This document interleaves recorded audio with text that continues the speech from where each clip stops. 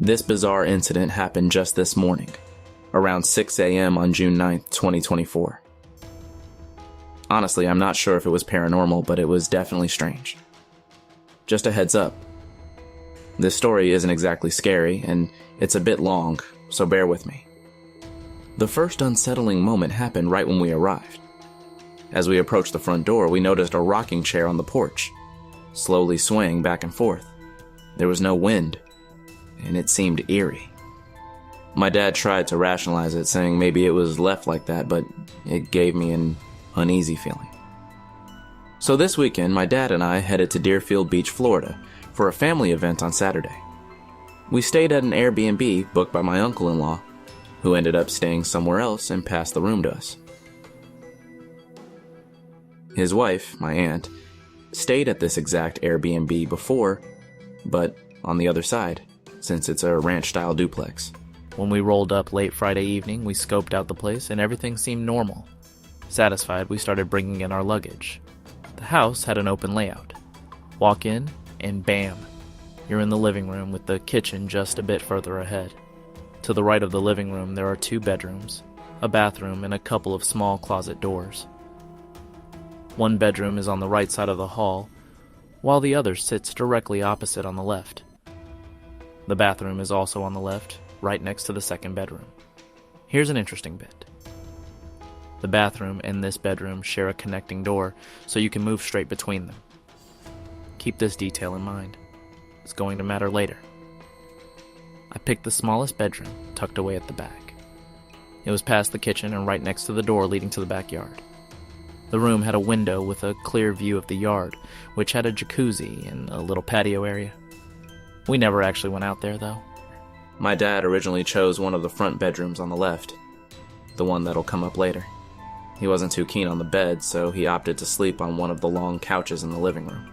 Everything was pretty chill during our stay, no weird stuff at all. After the family event on Saturday, we grabbed dinner at a restaurant and got back sometime after 10 p.m. Dad mentioned that one of my uncles and his daughter were coming over for a bit. I was so wiped out that I crashed instantly. Didn't even get to see them when they arrived.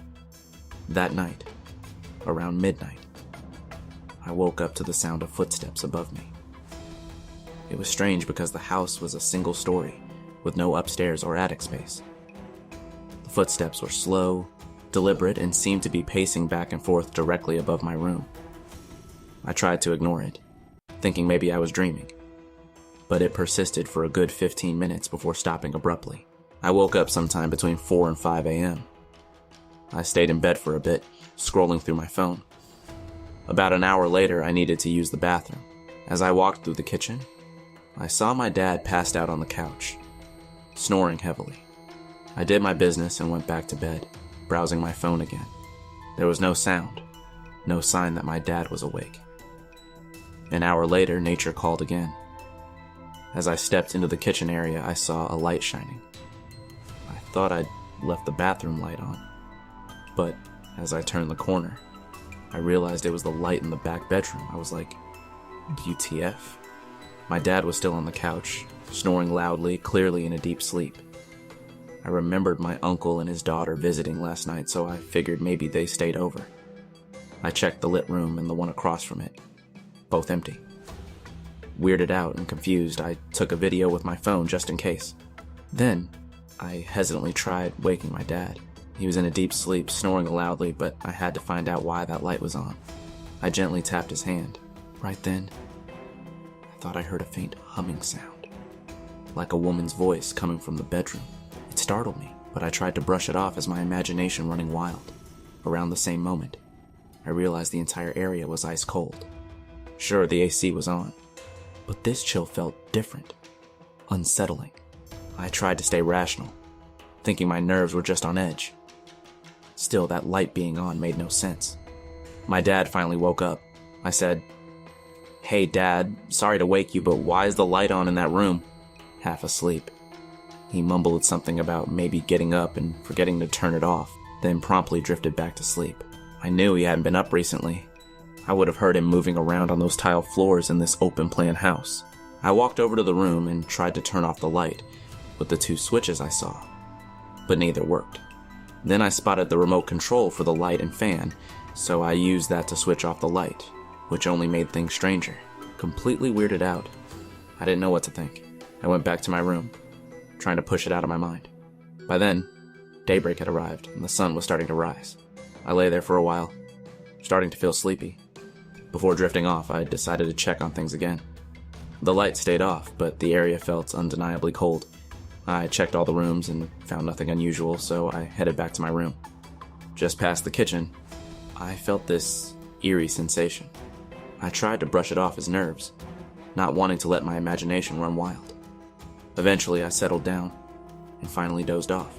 At dawn, I woke up to the sound of soft knocking on my bedroom window. My heart raced, thinking maybe it was a tree branch or something, but there were no trees close enough to tap on the glass.